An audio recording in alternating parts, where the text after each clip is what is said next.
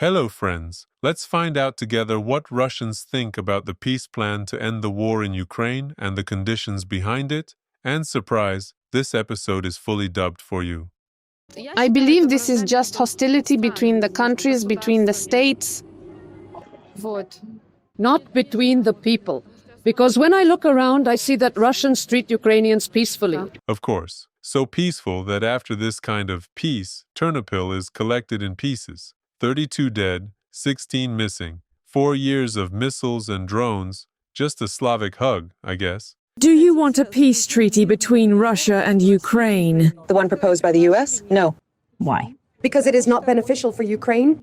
I won't answer political questions because it's very dangerous. Either Roskomnadzor will show up with handcuffs or the FSB will.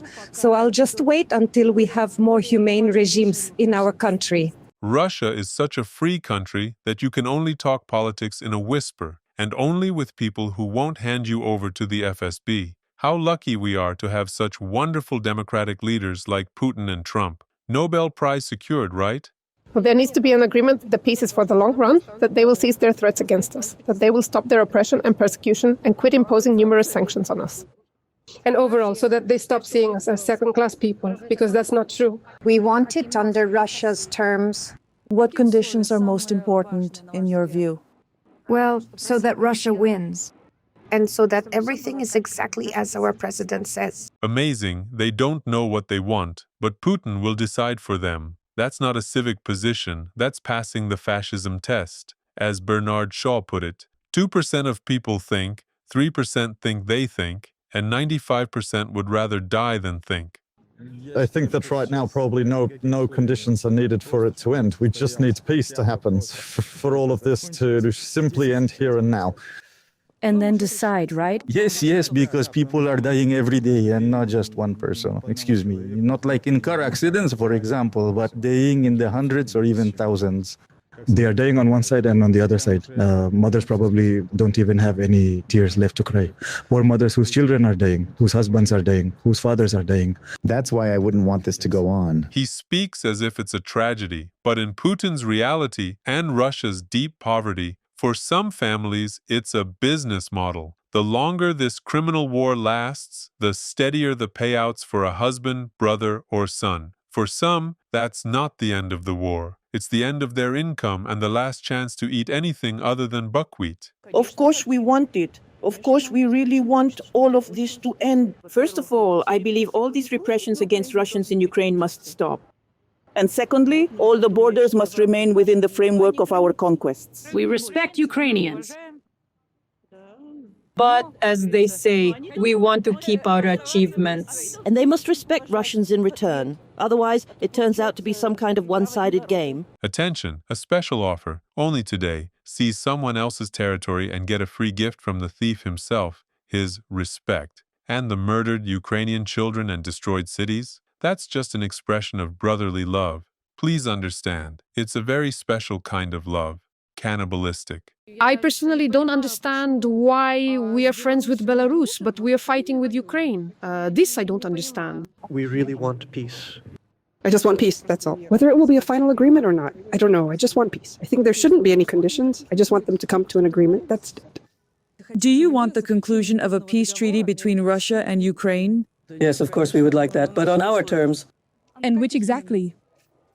On ours. Well, you yourselves know the conditions. They were published in newspapers. All that propaganda money clearly paid off. One can't understand why Ukrainians are so grumpy, and the other is just Putin's unsuccessful mistress. With this level of brainwashing, it wouldn't be surprising if the Kremlin suddenly announced that the abolition of serfdom was illegitimate, and that Russians now owe 160 years of back-due labor to the state. In my opinion, everyone wants this. Everyone is already tired. It's a political topic, one better left undiscussed. It makes no difference to me, honestly. The same.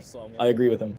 Of course we would like that. But that's politics, and we don't get into politics. We shouldn't. Certainly. Who really wants war? Which conditions do you believe are the most important to observe? It's a complicated question. You understand? It's a question that I can't answer that right now. And who wouldn't want that? We want peace all over the world. What do you think are the most important conditions for this peace? I honestly have no idea at all. I'm completely apolitical, but I want peace. And that's right. Why spoil your mood with all those fake news that could make your evening latte in Moscow taste a little less creamy?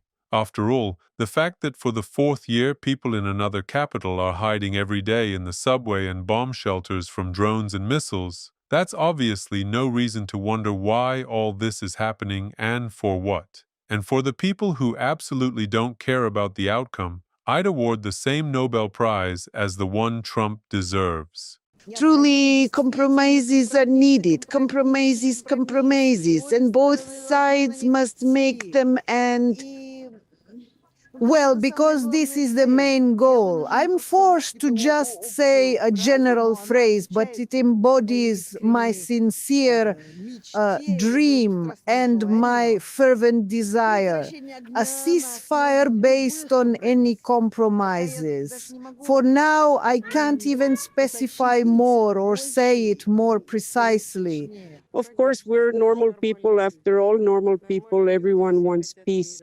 There's only one real compromise in this situation. The aggressor country leaves the territory of another nation, all the way up to Crimea, and the war criminal who has usurped power for 25 years goes to prison. And what do you think about the peace plan proposals from Europe and the US? Let me know in the comments. I'd love to read your thoughts. Friends, making content on YouTube is getting harder every day because of blocks and restrictions. But thanks to your support, this channel keeps going. I also want to say a huge thank you to everyone who keeps supporting the channel with one-time donations in the YouTube comments. You're the best. But if you can, please consider doing it through Patreon or buy me a coffee instead. That way, your support reaches me much more directly. YouTube takes a 30% cut, while those platforms only take around 10%.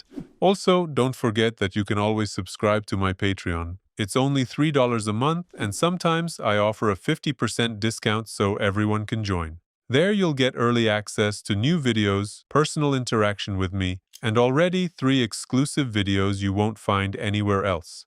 The first, about how China is destroying Russia's nature for coal mining. The second, a rare banned interview with Putin's ex-wife, Lyudmila. And the third, a frank confession of a soldier who was deceived into taking part in the war in Ukraine. A huge thank you as well to everyone supporting the channel through Buy Me a Coffee. Know that in heaven, a special place has already been prepared for you. Right now, I have 77 incredible patrons. Please, let's hit 80. Not saying goodbye. See you soon.